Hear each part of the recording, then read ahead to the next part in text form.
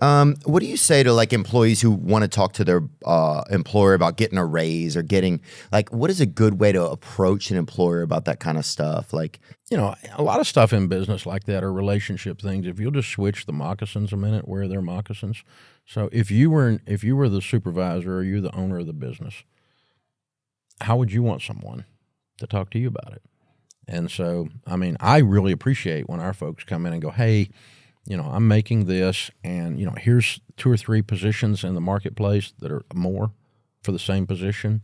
And so, what I'm curious about is what I can do to be worth what those people are doing, because I want to be worth more to the business. And if they say it that way, oh, man, yeah, I'm like, yeah.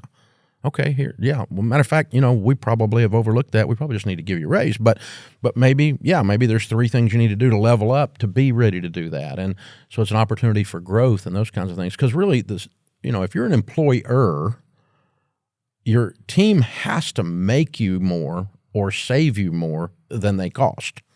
Or by definition, you go out of business mathematically. Yeah. And so if you'll look at that as a team member, it's like, how can I add more value than I cost or save more money, and depend on what they're working on, but than I cost, then, it's kind of a no-brainer unless the employer's a jerk and greedy or whatever.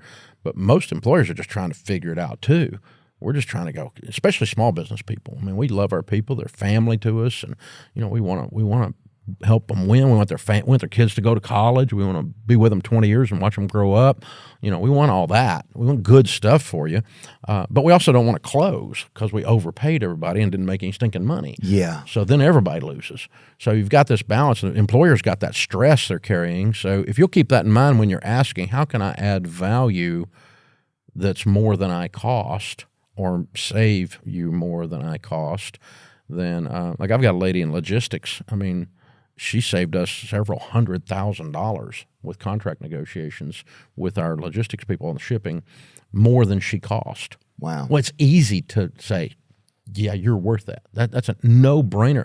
I like sharing with her. I mean, we always tell people around here, if you kill it and drag it home, go out there, kill it, drag it to the cave, I'll share it with you. Let's figure it out. You bring in $1 million in revenue, we can probably divvy that up. We can probably figure out something to do with that. Yeah. I don't need to take it all home, but also don't need to give it all to one person either. So we figure this out. And you can do that when you're adding value. And so just look at it that way, not like, on the other hand, I had a guy come in years ago, long time ago, and he'd been to school half his life. He had more degrees than a thermometer. And he just, he said, hey, man, at these big companies, people that got this many degrees, they make a certain amount of money. And he said, I'm not making that here. We need to adjust my income. And I said, well, dude, I'm sorry. This is a small business. Your raise is effective when you are. I mean, we don't pay you for degrees. We pay you for bringing in more than you cost. And right now you're not. So, he left and went and worked for corporate America, where they'll pay him for those degrees and they can get away with that. But small business can't do that. Yeah. Yeah, what do you say? Like, what is some of the or even just like to get a little bit more minute with it? Like, what are just, say somebody's out there listening, like, man, I feel like I want to talk to my boss about a raise, or I want to, should they tell themselves certain things to prep themselves to go in there? Should it just be comfortable? Because it's just a space where a lot of people get really uncomfortable, I think, Yeah, anytime I'm in a situation like that where I'm uncomfortable, where there's conflict or a negotiation, if you want to call it that, I found that the more options I have, the calmer I am.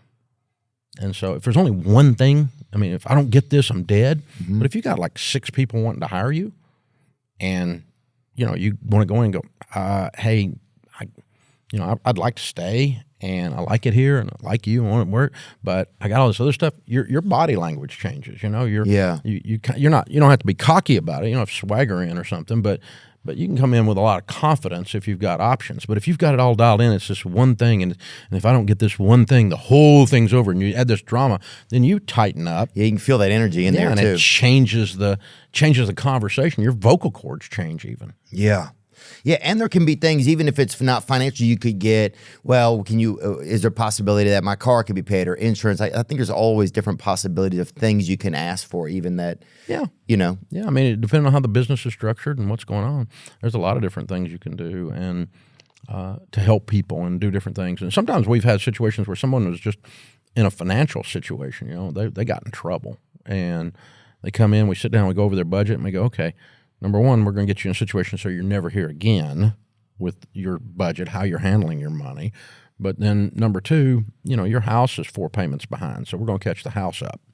And so that's just like a one-time thing. That's not a permanent raise, because the raise wasn't the problem. Their mismanagement at home was the problem. I see what you're saying. You know, we help them fix the mismanagement, and then we catch them up. Now they're at even. Now they can run. Yeah.